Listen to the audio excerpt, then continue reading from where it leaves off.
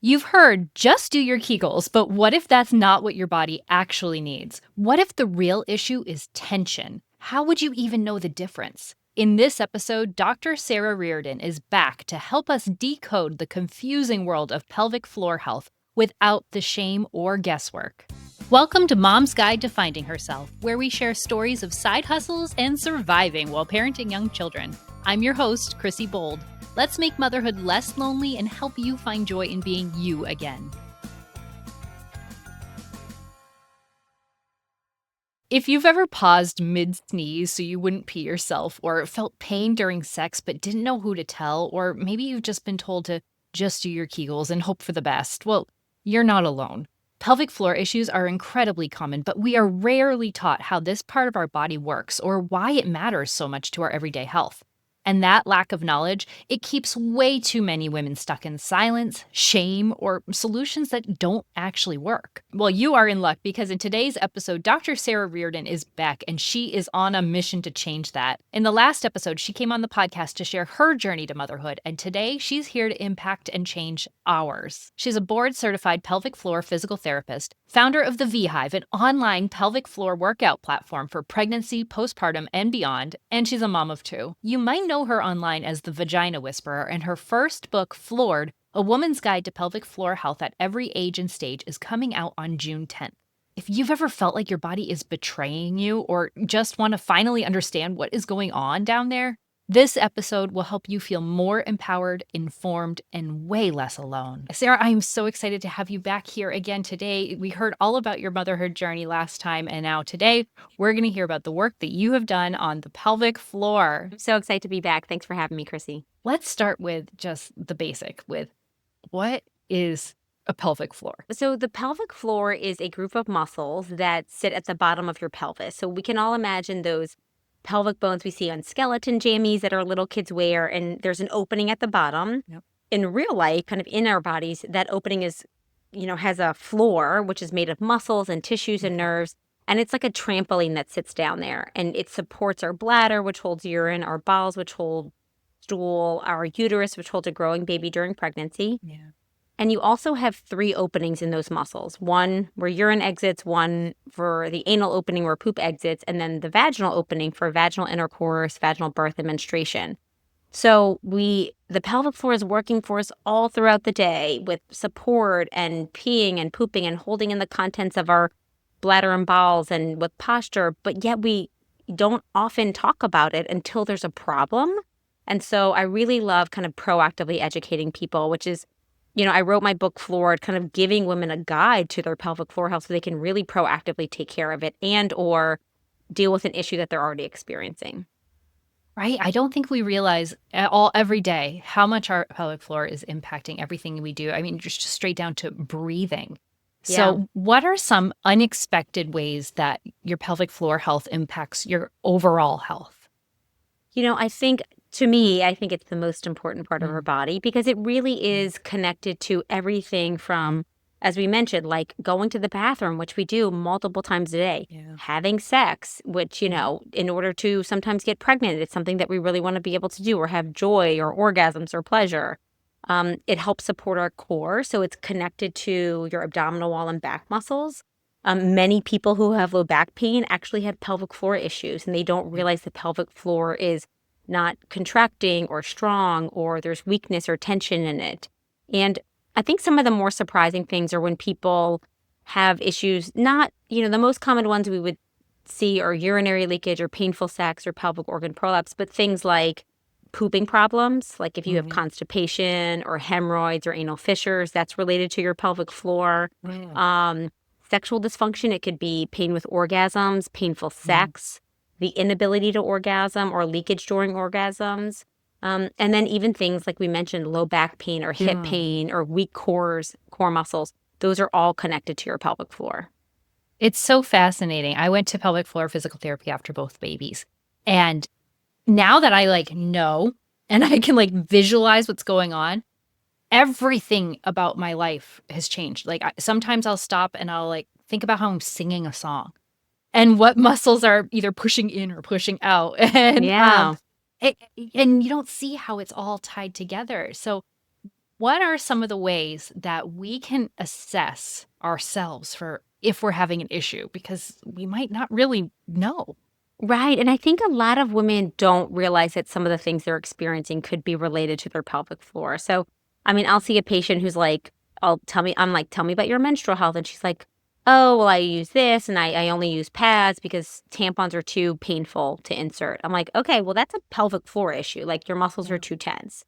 So, I think one and I go over this in the book because I think the narrative has often been for pelvic floor exercises is to just strengthen, do your Kegels, keep it tight, Yes. suck it in, pull it in. And actually, so many people have tension and they need to learn to relax their pelvic floors. So, the first thing kind of goes based on like, what kind of symptoms are you experiencing? Is it painful sex or tailbone pain or a hard time starting your bladder? Those may be related more to tension. Often ones related to weakness are pelvic organ prolapse or urinary leakage or fecal incontinence, things like that. The way you can assess at home is if you are feeling really brave, you can take a mirror.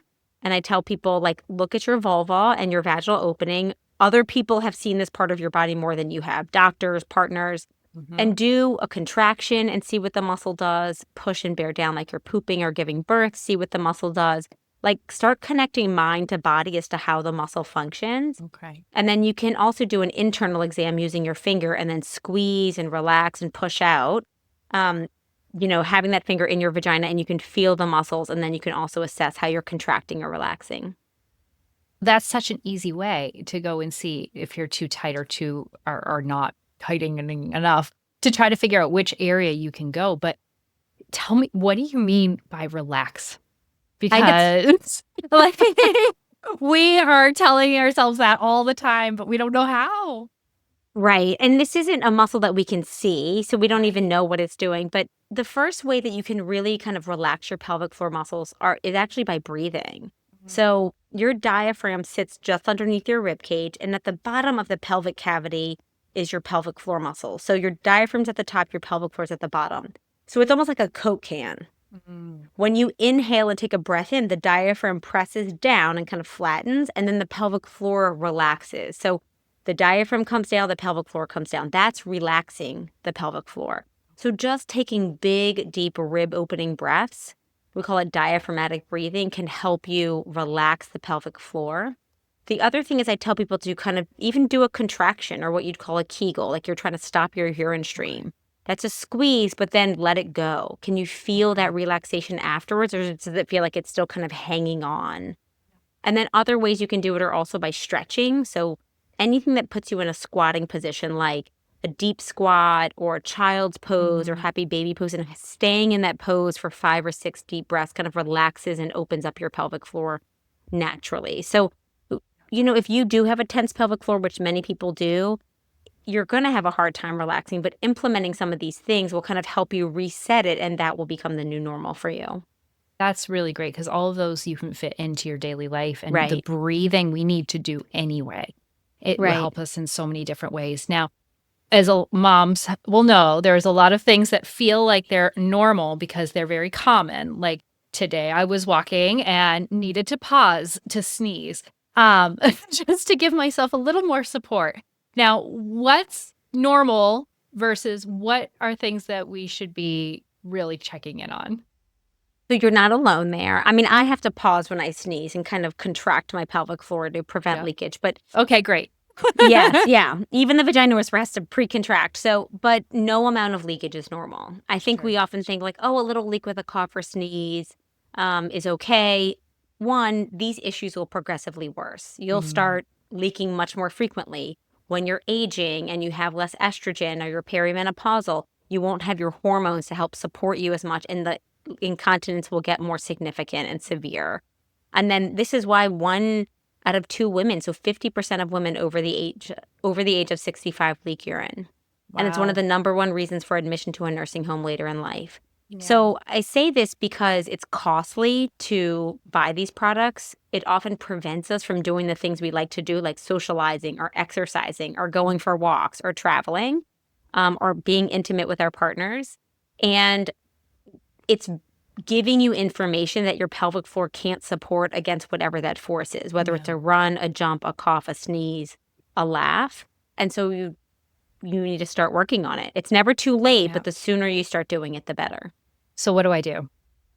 So I think first you'd have to figure out what's your pelvic floor situation. Is it tense? Is it weak?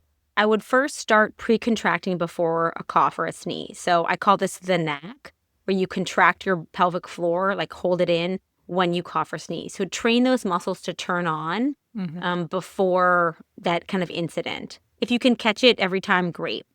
The second thing is if you do get like really sick and you're coughing and sneezing a lot, I actually tell people to use an internal bladder support. So there are things called pessaries. You can get it over the counter. One's called Revive, but you can even use a tampon. And like insert a tampon and that like supports your bladder so it doesn't get pushed down as much.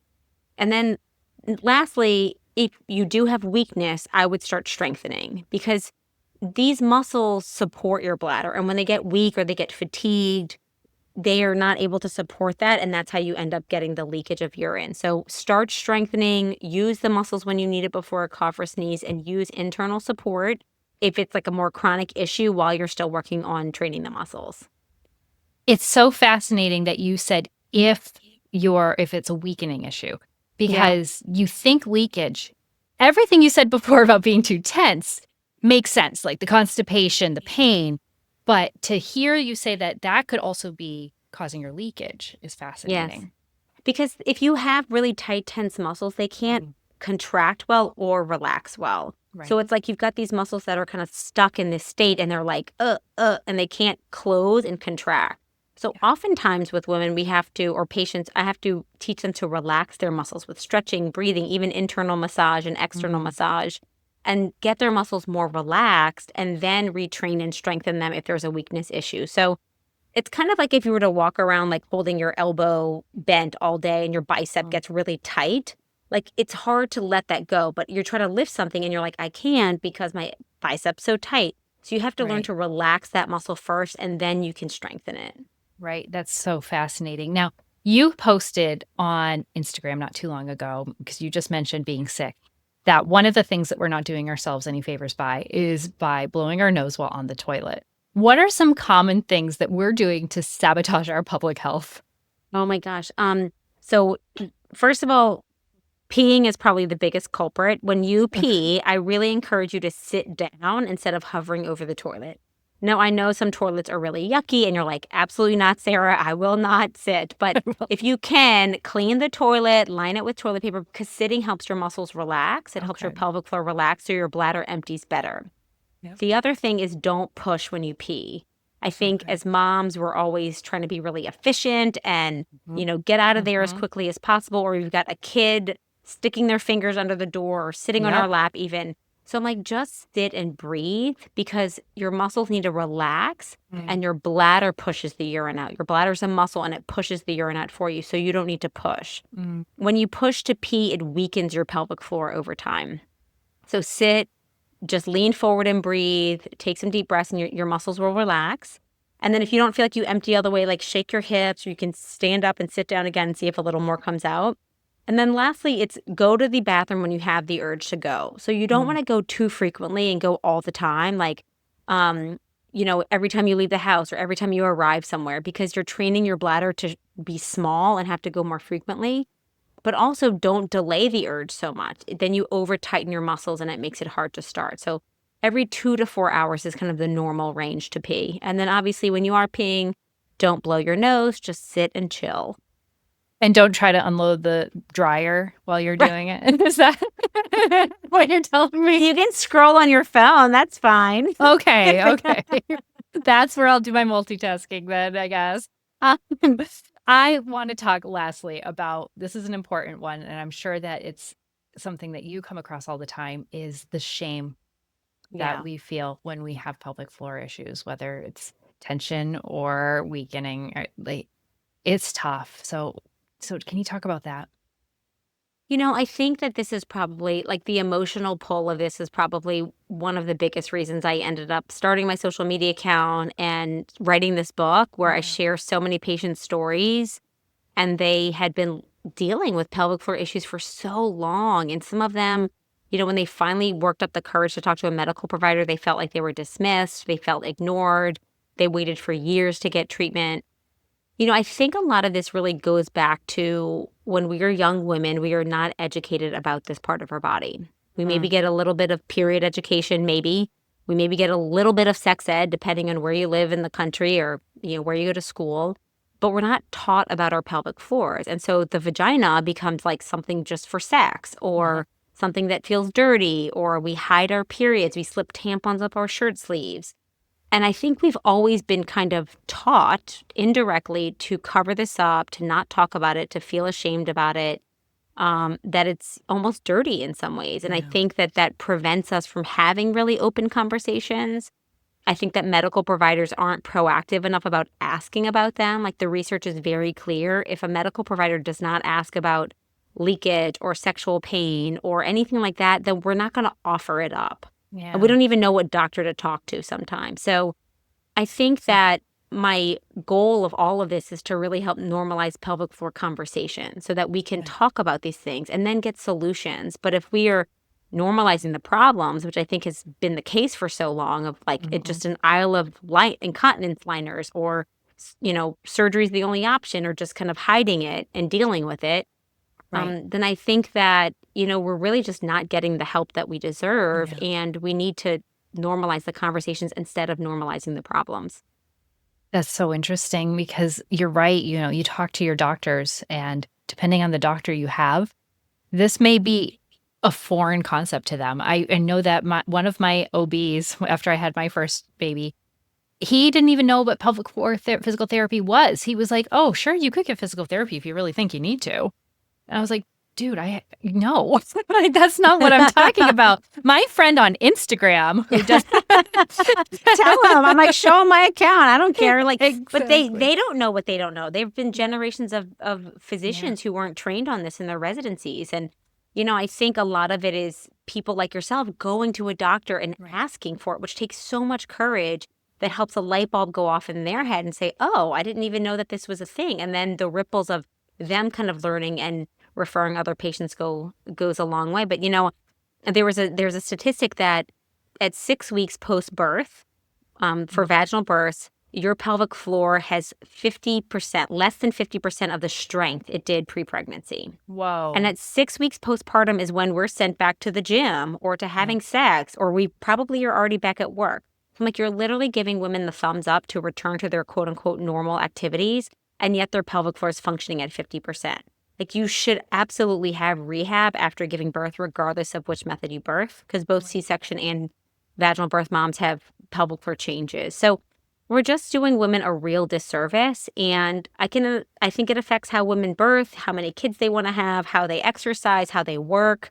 And so we really need to, I think, one, demystify this part of our body and be proactive about giving women the care that they need to recover. Right. Because the things that we're experiencing, the symptoms, are really shameful in a lot of ways. You're peeing yourself, you're pooping yourself, you have pain in sex. We don't talk about any of these things. I know. Like, all of them make us feel like we're doing something wrong. So to be able to admit that takes a lot, like you said, a lot of courage, a lot of guts to go out there and start talking about it. But then the next piece of the puzzle is not all pelvic floor therapists are created equal. Right. I went to a couple, and I feel like every time insurance covers them, it's a whole other ball game where, like, I was on the table and she was in a room, just an open physical therapy room. And she's like, "Are you doing a Kegel?" I'm like, "I don't know. I think I might be." That's your job to tell me. Right. Right. And this was not the only one. I went to several to try to find the right fit, and I finally did, thank goodness. But if you just went to that first physical therapist, or even the second one I went to, and you didn't have the Vagina Whisperer on your Instagram feed telling you that this is not the right practice, this is not how we do it, you wouldn't necessarily know, and you probably wouldn't try again. So can you tell us, what can we look for, or what questions might we ask before we're making that first appointment? I'm so glad you brought this up, because you're totally right. Just like no two doctors are the same. And I tell people all the time, like, no two physical therapists are the same. And I think that because pelvic floor health and therapy is getting buzzier, more people want to do it, but they really don't have the training to do it.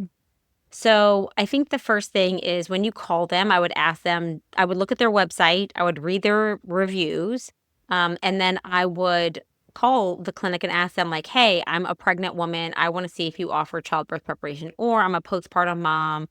Do you have a therapist there who specializes in treating X, Y, and Z? Second, do the therapists do internal examinations? Because you can be a pelvic floor therapist or a pelvic health therapist and maybe not do internal work, but at some point you at least need to be referred out to someone Yeah. if you need an internal examination, because that's the way an in-person session needs to be able to evaluate your muscles. And I know a lot of therapists out there who may disagree with me, but that's the way that you assess the muscles.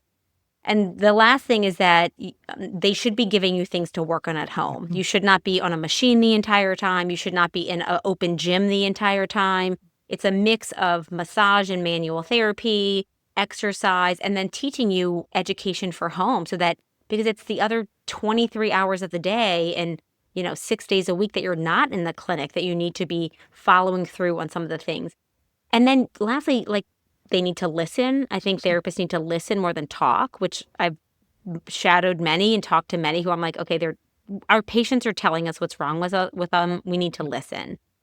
And then lastly, you need to feel comfortable with them. If Yeah. something does not feel right, like, don't go back. Like, Mhm. find another one. It's like trying on a pair of pants. You're like, these pants don't fit. I'm going to try on another pair of pants. Mhm.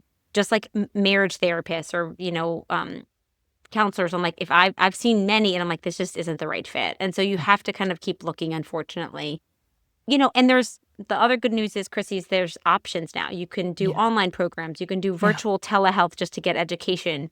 You Yeah. can read my book. So you do have more access to information. And my hope is that you can also advocate for care for yourself. And it's a total bummer that you had some bad experiences, because it takes so much courage to go. Right. But there are great therapists out there, and I want you to don't let that be the end of your story. I want you to keep looking like you did. I can totally, echo that because once I found the right fit, once I found the person who was going to do it, like, if I could go to her every week, I would. Just the things that she's able to tell me about my body, like my posture, how I'm standing, what side I'm, like, too tense on and versus not. Like, it's things that, sure, I could probably assess with the right time and the right knowledge, and I'm sure reading your book is gonna help tremendously, but to have somebody, like, just physically manipulate my whole body and say, "This is why your hip is clicking." Like, Yeah. it's life-changing, and I recommend it to anybody, whether you've had a baby or not, whether you recently or further down the line. If you have, like, anything going on with your core, with your back, your hips, like, check this out. You might have an issue here. Yeah, I tell people ribs to knees. If there's anything going on in Mm. that arena, then see a pelvic floor therapist. And we'll tell you, like, I've had people come in. I'm like, actually, you're doing great. You don't really need to Yeah. come back. Let me know if there's an issue. But I think most often women really benefit from education. And, Yeah. I just did an interview with somebody and they said, it sounds like there's a lot of reconnecting with your mind and body. And I was like, no, it's connecting. Like, we've never It's been full taught this. connecting. It's the Exactly. first time we're connecting with it. And I think every single patient has said, like, I'm so glad I did this, because it really does help you feel more empowered as a woman. It helps you feel more connected to your body and just helps you understand it. And it's really fascinating once we can understand it and we know how to take care of it. I think we feel really strong. Amazing. Well, tell us about your book. So, Floored, A Woman's Guide to Pelvic Floor Health, comes out on June 10th, depending on when you're listening to this. It's available for pre-order, and everyone who pre-orders gets 30 days of free pelvic floor workouts on my platform. And because I really want to make this accessible to people. I really want people just to kind of understand their bodies, but also, like, help their sisters, their moms, their daughters, be able to have these conversations with their kids and help understand their bodies better. It goes through every age and stage from your first period to your last. So whether you're got a kiddo who's starting their period or becoming sexually active, whether you're perimenopausal or postpartum, and then there are individual chapters on, like, bladder health and sexual health and bowel health. So, I always say read the first chapter and the last, and then go to the chapters that are relevant for you. But I think you'll really learn so much. Hopefully, find it a little funny. And then also feel less alone, because so many women experience these issues and they just don't know anyone else, or they're not talking about it, but it's it's very common, but I also want you to know that it's very treatable. I am confident that your book is going to be not just a little funny, but highly relatable and very welcoming and just really like you're hearing it from a friend, which is such a breath of fresh air. Tell us where we can find you. So I'm on Instagram as the Vagina Whisperer. It's the.vagina.whisperer. And I'm on TikTok as the Vag Whisperer because TikTok doesn't like the word vagina. Okay. And my website is thevaginawhisperer.com. I have a pre-order floored page on there that you can go to and check it out. And I'm coming to cities across the US. And then, so there may be some events in your city. And then you can find out more about the pre-order goodies as well. And I really hope that this helps a lot of women. And I'm just really excited to share it with the world. Thank you so much for being here and for putting out this message because you know how important it is to normalize this conversation.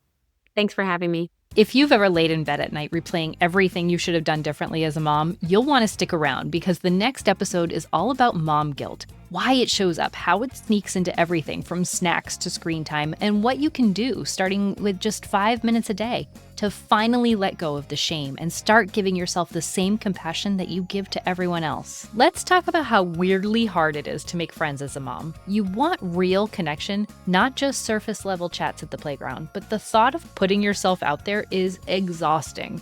You've tried texting someone, but then overthought it and never hit send. Or maybe you wonder if it's just too late, like everyone else already has their mom crew. If that's you, I made something just for you. It's called Making Mom Friends. It's a 4-week guided experience to help you rebuild your confidence and start making real friendships without faking it or forcing it. You'll get journaling prompts, copy and paste texts, low pressure invites, and a weekly rhythm to actually help you connect with zero pressure to be more outgoing than you are. It's not about becoming someone else. It's about finally feeling like you and trusting that that's enough. We start working together on June 3rd and doors close on June 2nd. You can head to the link in my bio to learn more and join us. Because making friends shouldn't feel like a guessing game, and you don't need to try harder, you just need a new way.